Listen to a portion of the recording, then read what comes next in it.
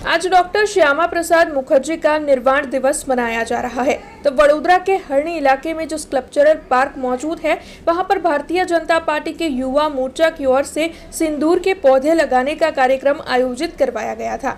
दरअसल 5 जून से लेकर 15 अगस्त तक भाजपा के विभिन्न आयामों की ओर से वृक्षारोपण का कार्यक्रम विभिन्न जगहों पर आयोजित करवाया जा रहा है, जिसके तहत 11,000 वृक्षारोपण का टारगेट है। उसी के तहत आज हरणी में मौजूद स्कल्पचरल पार्क पर सिंदूर के पौधे लगाने का कार्यक्रम आयोजित हुआ था, जिसके तहत 1100 जितने सिंदूर के पौधे लगाए गए थे।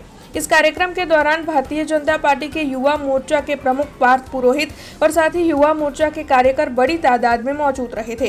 तो वहीं वडोदरा शहर भाजपा अध्यक्ष डॉक्टर जयप्रकाश सोनी, स्थायी समिति के अध्यक्ष डॉक्टर शीतल मिस्त्री, पूर्व स्थायी समिति के अध्यक्ष डॉक्टर हितेंद्र पटेल, साथ ही पूर्व कैबिनेट मंत्री राजेंद्र त्रिवेदी और भारतीय जनता पार्टी के काउंसिलर और कार्यकर बड़ी तादाद में वहां पर मौजूद रहे थे और इन सभी की ओर से सिंदूर के पौधे लगाए गए थे। 5 जून થી લઈને 15 ઓગસ્ટ સુધી વડોદરા મહાનગર ભારતીય જનતા પાર્ટીના અલગ અલગ આયામો દ્વારા વૃક્ષારોપણના કાર્યક્રમો રાખવામાં આવ્યા છે। કુલ મળીને આ 15 ઓગસ્ટ સુધીના અભિયાનમાં પૂરા શહેરની અંદર 11,000 વૃક્ષોનું વાવેતર થવાનું છે। એમાં આજના દિવસે 23 જૂન આ દિવસે શ્યામા પ્રસાદ મુખર્જીનો નિર્વાણ દિન છે, બલિદાન દિવસ છે। आ महत्वना दिवसे भगवान श्री हनुमानजी ने जे प्रिय है एवं सिंदूर ए वृक्षों रोपण अहीं हरणी खातेना स्कल्पचर गार्डन की बाजू में आवेल जग्या पर करवामां आव्युं छे। लगभग 1100 सिंदूरना रोपा अहीं रोपवामां आववाना छे अने ज्यारे आ सिंदूर उगता होय छे एकदम सुंदर दृश्य देखातुं होय छे। आनुं ए आयुर्वेदिक पण महत्व छे अने आना उपयोग पण छे। एवा प्रकारनो वृक्षों आज वृक्षारोपणનો કાર્યક્રમ આયોજિત કરવામાં આવ્યો છે। ભારતીય જનતા પાર્ટી વડોદરા મહાનગરના યુવા મોરચા દ્વારા સંપૂર્ણ આ આયોજન એમના માધ્યમથી અમારા પાર્થભાઈ, એમના મહામંત્રીશ્રીઓ, એમની પૂરી ટીમે ઘણી બધી મહેનત કરીને, કારણ કે 1100 સિંદૂરના રોપા ભેગા કરવા એ પણ એક બહુ મોટું અઘરું કામ છે, એવું બહુ મોટું કામ આ કર્યું છે અને ભગવાન હનુમાનજીના પ્રિય એવા સિંદૂરના રોપાનું અહીંયા વાવેતર થયું છે।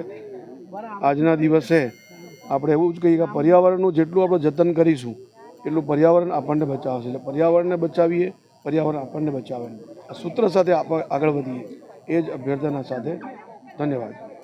આદરણીય મોદી સાહેબના નેતૃત્વની કેન્દ્રની સરકારને 11 વર્ષ પૂરા થયા છે।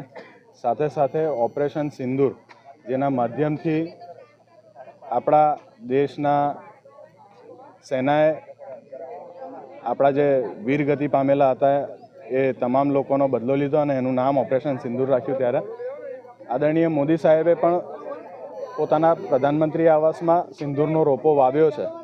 ત્યારે વડોદરામાં તો 2015થી અમે સિંદૂરના રોપા મફત વિતરણ અને વાવેતર કરતા આવ્યા છે। હર સોસાયટી સિંદૂરીના નામે પણ અમે કેમ્પેઇન ચલાવ્યું છે। ત્યારે આજે વડોદરામાં કોર્પોરેશનના માધ્યમથી અને હરણી સ્કલ્પચર ગાર્ડન આપણને આપવામાં આવ્યું, જ્યાં આગળ મોટા પ્રમાણમાં સિંદૂરના રોપાનું વાવેતર કર્યું છે। આશરે 1100 છોડ અહીંયા વાવેતર કર્યું છે અને આપણને બધાને જ ધ્યાનમાં છે હરણી ભીડભંજન હનુમાનજી મહારાજ એ સૌથી જૂનું, સૌથી પૌરાણિક વડોદરાનું મંદિર છે અને એની પણ આખી ગાથા રામાયણ સુધીમાં ઉલ્લેખ છે।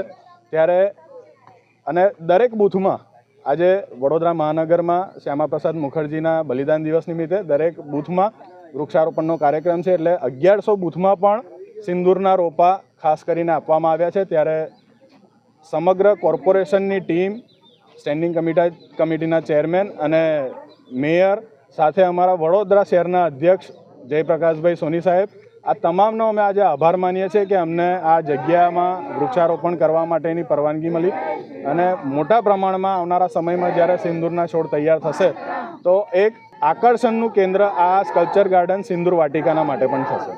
हमसे जुड़े रहने के लिए हमारे YouTube चैनल को सब्सक्राइब करें और नई वीडियो की नोटिफिकेशन के लिए बेल आइकॉन को दबाएं।